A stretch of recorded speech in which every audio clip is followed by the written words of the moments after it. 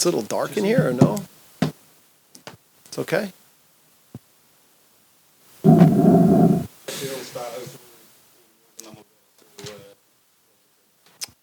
Yeah, first thing is a reminder that I'm not speaking about transfers, okay? So don't even bother. Second is injury update. So Patrick is back in training and will be in the squad. So that's really good news. Then Luis is getting closer and closer, but not quite ready. And then Stewart and Archie. And the only other update is that Cree Summerville is out for a month, probably. The ankle injury and tackle he sustained in the Cardiff match is a little bit of a talking point for me, because I think between Cree and Willie specifically, that opponents have tried to bully them, that they have a hard time containing them, specifically when they're on the move in the dribble. And frankly, I don't think that the referees have protected those two players well enough. And so it's put them susceptible to injury and to hard tackles. And I would like to see the referees protect attacking players more. So we're a little disappointed that Cree will be out.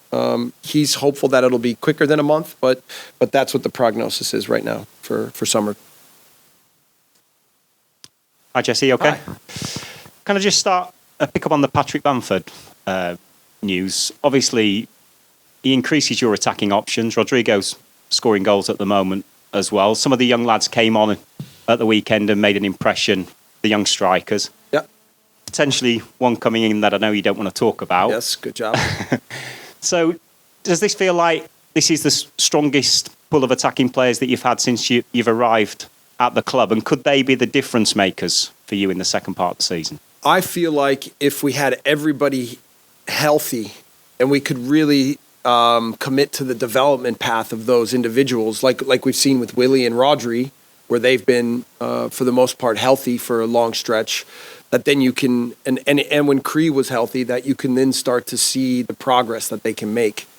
If you were to go through and say, all right, you have Rodri and Patrick and Joffy, and then you have Luis and Cree and Willie, and then Jack and Brendan, and then you add the young players as well, then you start to feel like, yeah, you have a really good complement of attacking pieces and the chance to push attacking wise. So, yeah. Will you have some decisions to make this month in terms of maybe streamlining some of those options and letting one or two go out on loan to get first team football? I'm talking about the likes of Joe Gelhardt. Yeah, I mean, again, I don't want to talk specifically about incoming or outgoing transfers, but that's when we're talking about squad building, it's always trying to figure out how to get every player the minutes that he needs to develop. And then the discussion is it better here with the 21s? Is it better here with the first team? Is it better on the loan? Those are always open discussions, and we try to be really honest and open with our players, and then help them to make decisions that are best for them in their career.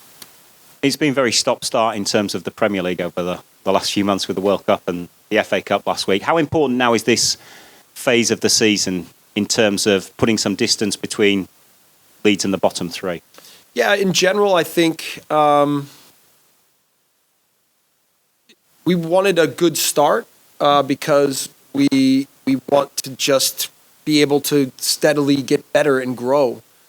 And that's one of the things that has been the most difficult, is to really jumpstart development as a group. I think there's a lot of individuals that have grown a lot throughout the process, but as a group, it still hasn't come together the way that I would like. And the lack of consistency from match to match, and then in match, what a first half and a second half can look like, or vice versa. It means that we're not able to really push this the way that I would want, so that we don't have to talk about the table. But that's where we are. And it's my job to figure out how to help the group improve in that way. And that's what I'm constantly trying to do, is help create more and more clarity and understanding for what roles are and how to execute on match day. That's ultimately what will be the goal again for Villa, and to do it in a way where we can also hunt the result. Thank you. Yep. Jesse, I know you don't want to talk about what's the elephant in the room about a new striker coming in and all that sort of thing. But at the same time, allowing players to go out when injuries are clearly mounting, is that wise?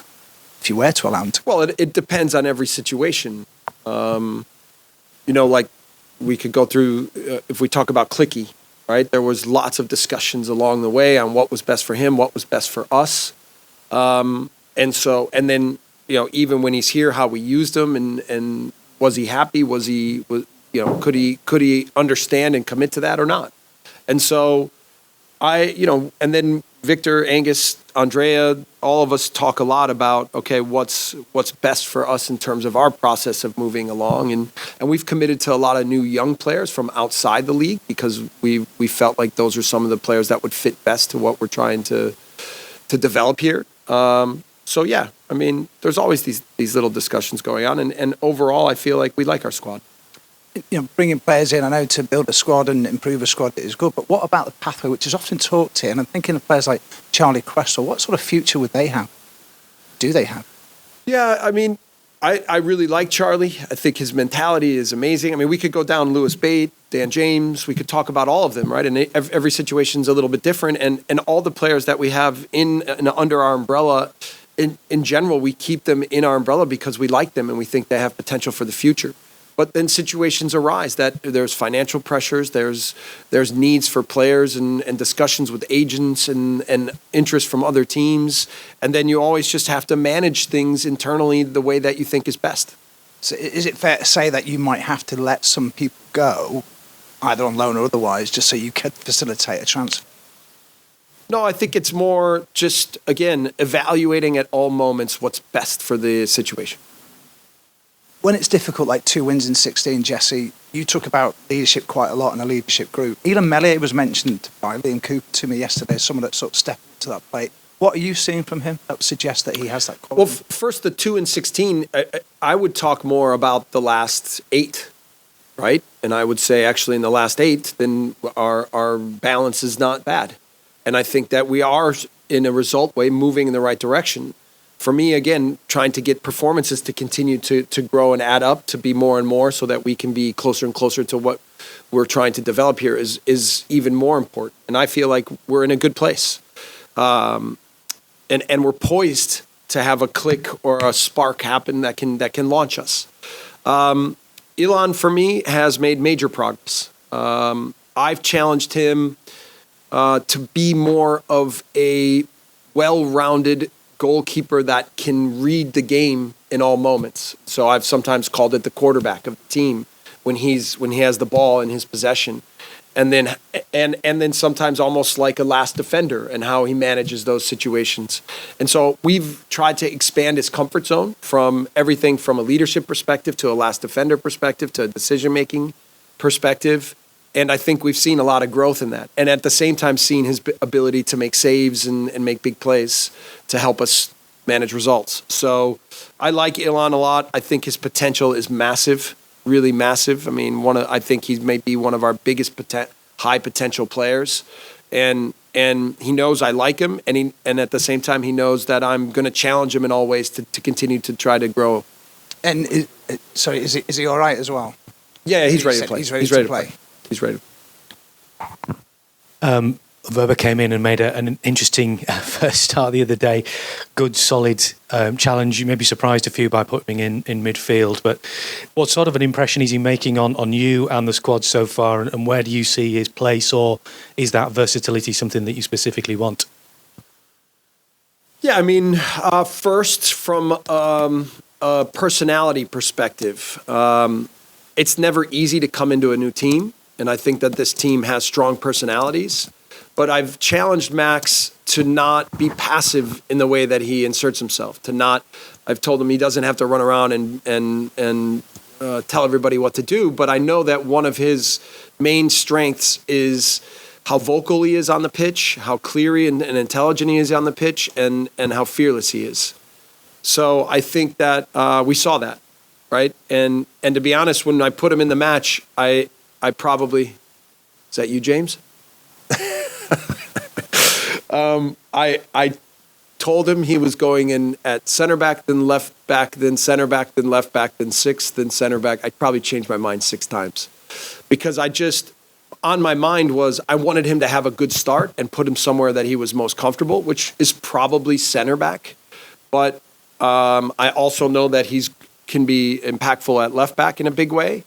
And I also know that he can play the 6. And in the end, I wanted to get the balance right of giving him the best opportunity to have success the first time he stepped on the field for the team, but also put him in a position where I thought he could have the biggest impact to help us get the result in the match. And in the end, I probably put more emphasis on what was important for the match. And that's the decision I put him at the 6. And I thought he did a really good job. And as far as Aston Villa are concerned, what have you made of how they've changed things around and the recent form under the new manager? Yeah, I would say in general, I've seen a team that's more dynamic against the ball, that plays a little bit differently with the ball as well. Still very effective in set-piece situations. What you know is they have a lot of quality on the pitch, a lot of really good players, and when they're playing confidently, that they're a very good team and very difficult to deal with. So I know Emery from playing against Villarreal with Salzburg in Europa League, and we lost 2-0 at home and lost 2-1 away, and his team was very disciplined and defensively sound, but also dangerous in counterattacking situations, and they had a lot of good players, and he has a lot of good players again. So he's certainly a good manager, and I think he's made a positive impact on them, and it'll be important for us to know that going to Villa Park, that we need to be at our best. When you're looking for better tactical understanding from your squad, how much do you look to players who've played for you previously to provide it or to lead it on the pitch? Yeah, obviously that's a key. I mean, if you were to break it down in general, I think against the ball in some of our defensive situations, and what we've tried to accomplish in our pressing and counter-pressing, we've been pretty good. With the ball, we haven't looked as cohesive and clear. And I'm trying to always work with the tactical ideas and adjust certain tactical nuances to give the players the best chance to be successful. Sometimes we've been asked players to play a little bit in different positions, but I think for the most part, we try to. My goal is to always put players individually and the group on the pitch in ways that they can be successful, and where they can feel comfortable, and then help them to go after the game in a way where they're positive in their mind and they're confident in what we're trying to accomplish. Obviously, the last 2 matches, I think we have a little bit of a slower first half and a much more aggressive second half. And in general, what you see with us is when our backs are against the wall, that we play freer and we play more aggressive. And so I'm trying to get us to incorporate that mindset from the start and to believe that in all phases of the game that we can be confident and we can be dominant and we can become the team that I know we can become. And one of the things I've been saying to them lately is that I believe in them. And sometimes I think I believe in them more than they maybe believe in themselves. And so trying to continue to push them to show how good I know they can be. That will continually be an emphasis. And when you think about the goals that you've conceded this season, have you spotted themes, perhaps space at the back post behind the fullback? Has that frustrated you that's cropped up again? Well, I don't know that it has really. The goals against Cardiff were are getting beat behind our center backs, which hasn't happened too much this year. And then the goals against West Ham were also a little bit different kind of goals. And so one of the things about switching to the flexible 4-3-3 is to help protect ourselves a little bit more on the back post because we were getting beat there and clearly opponents were identifying that. That's a tactic here in England, more so than other places I've been, is the chip cross to the back post. And so, obviously then we're trying to address that more to deal with that. Hi Jesse, you've moved to a 4-3-3 that requires more central midfielders. Adam, of course, had minor surgery last week. Mark had a bit of an issue going into Cardiff, but was on the bench. You've just lost Clicky. Are you happy with the quality and quantity of options you've got in that department? Yeah. And I think, the 4-3-3, we can also use in the midfield 3 Brendan. We can use Jack. We've used Cree a little bit in in that position as well. So, because it's kind of what we ask of it can be different against the ball than with the ball.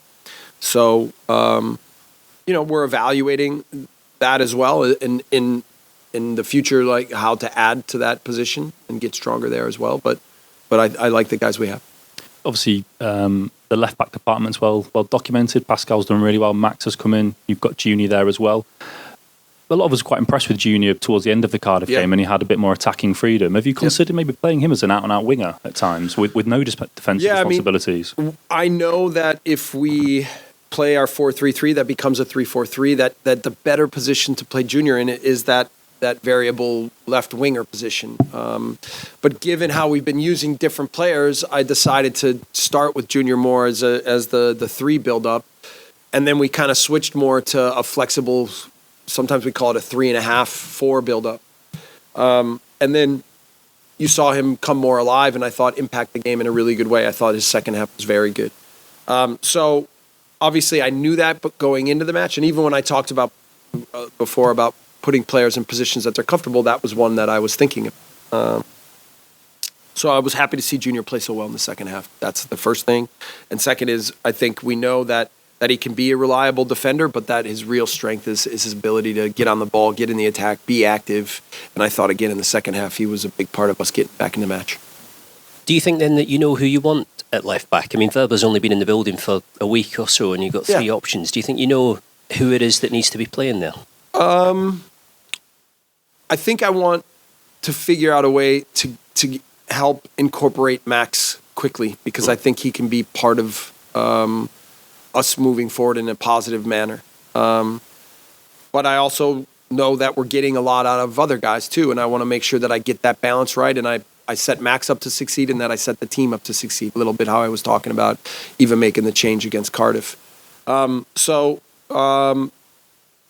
I think that we have, even when you look at the fixture list coming up, you can see that we have a lot of matches, and we're going to have to get the balance right of who to play when. Ideally, like against Cardiff, I wouldn't want to make so much of a rotation in the squad, but given where we were with a few injury situations, we needed a few more days for guys to get back to 100%. So it worked out that way. But my goal will be in the future to not have such big rotation and just to make a few positions here and there, or sometimes go match to match with the same group. What's the feeling about injuries, and how much of a frustration have they been? Because it couldn't be said that the injury list has been light this season. They felt like they've been pretty constant.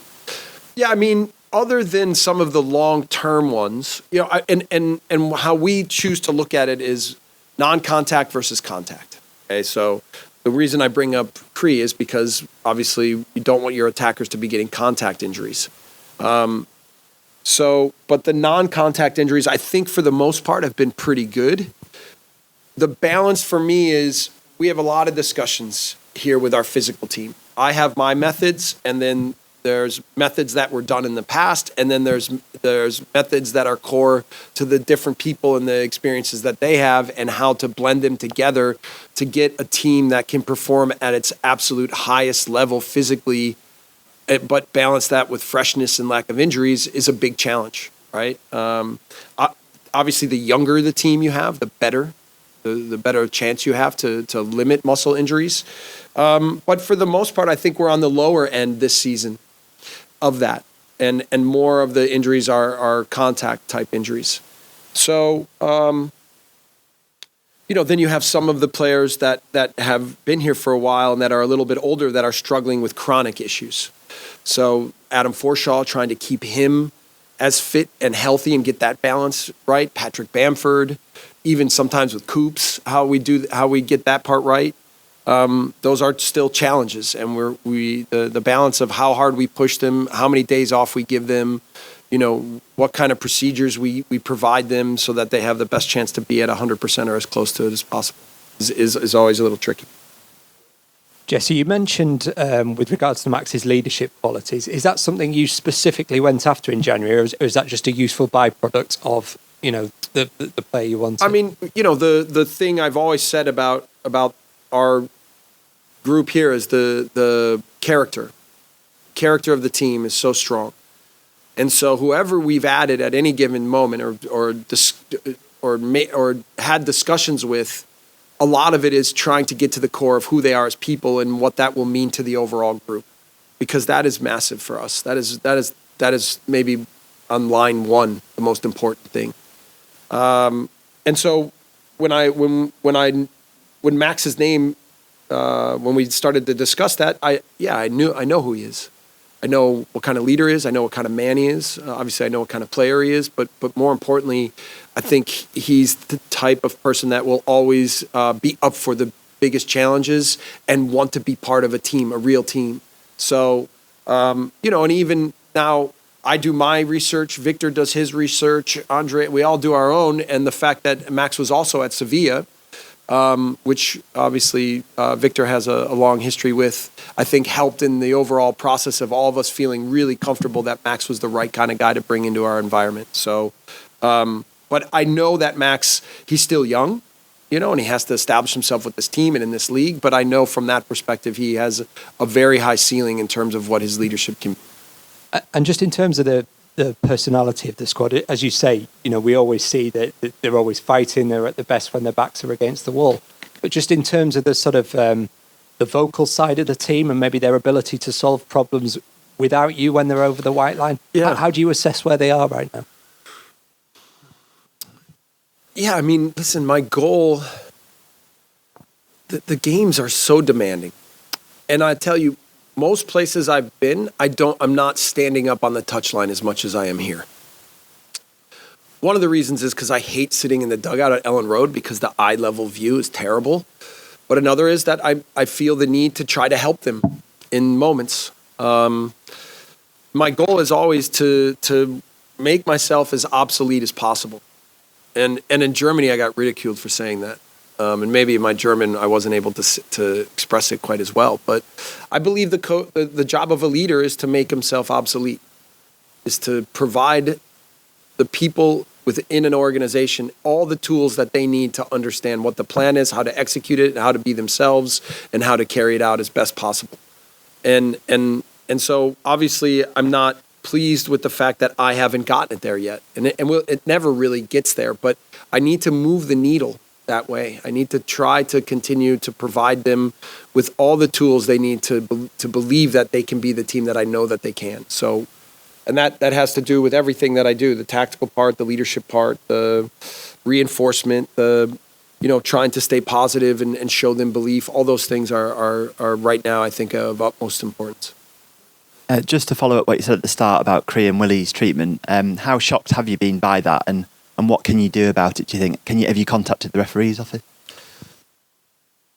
I have tried to eliminate most discussions about the referees or with the referees. That's either in the media or behind closed doors, just because I haven't found it to be very useful.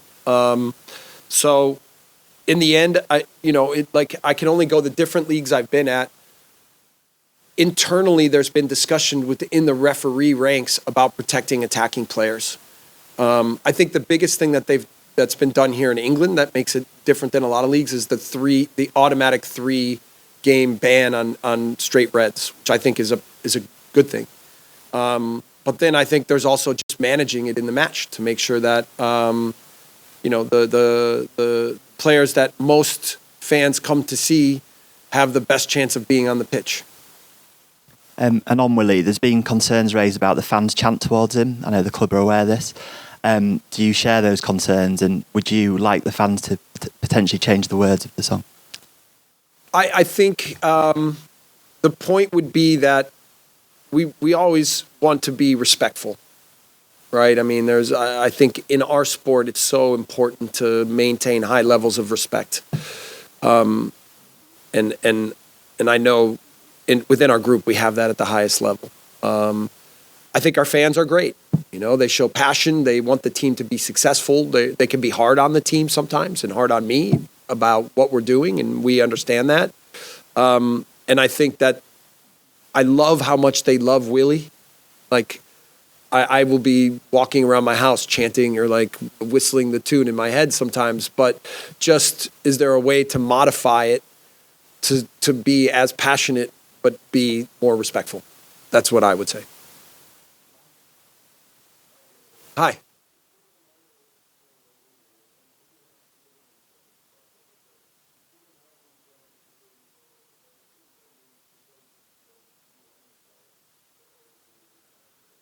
I mean, you know, for me, in those moments, you feel bad for Cree because you know he's in a good way and you want him to continue his process.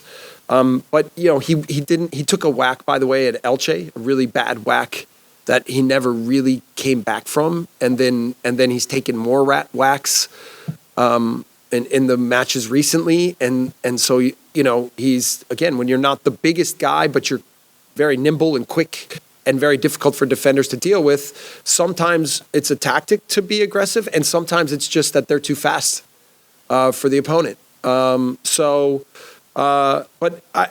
Listen, of course, like when we lost Luis for a long time, and when we've lost Patrick, when different guys that we feel are important, it's disappointing because you want the team to have the chance to be at its best with all of our complement of our best players. But this is also part of the reality, and it's time for other guys to step up. And one of the good things was to see Sonny Perkins when he had his opportunity to step up for the team in a big way.